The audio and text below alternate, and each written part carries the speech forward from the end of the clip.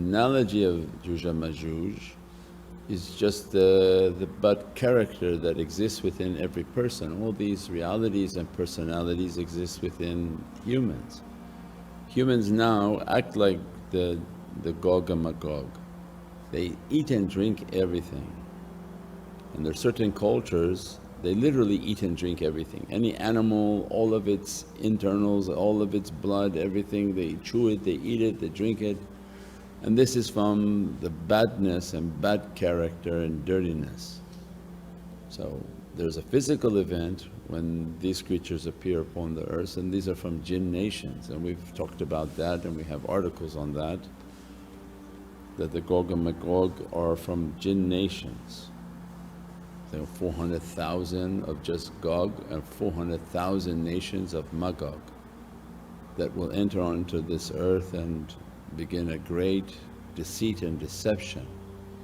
But for us to understand within ourselves that characteristic exists already, the desire to eat and drink and act inappropriate, and that has to be destroyed or the dirtiness of the Gog and Magog overtakes the individual, and they live like that now.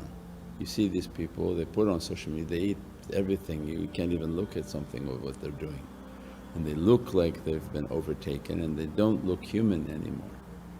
So all of these realities are in us, and our life is to fight them, battle the inner desires and bad characteristics. InshaAllah, Allah give us all more and more strength and more understanding.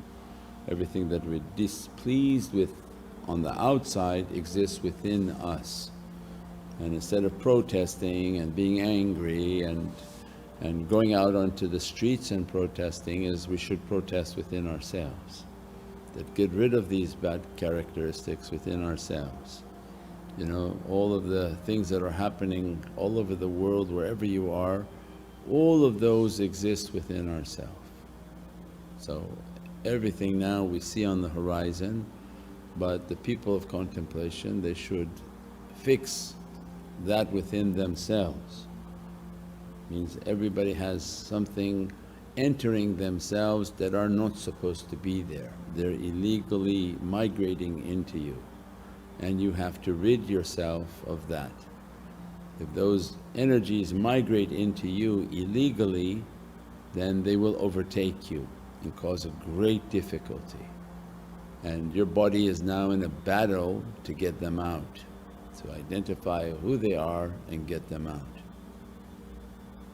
So people don't like what they see outside, but you should be more scared inside, because these are signs. So when you look at the news and look at things, you say, what's the internal sign and message that the Creator is giving me? So, I have a lot of illegal migration into me. These are energies entering into me, and I'm not trying to kick them out. They change my demeanor, they change my desire for foods, they change my character. How are they getting in me?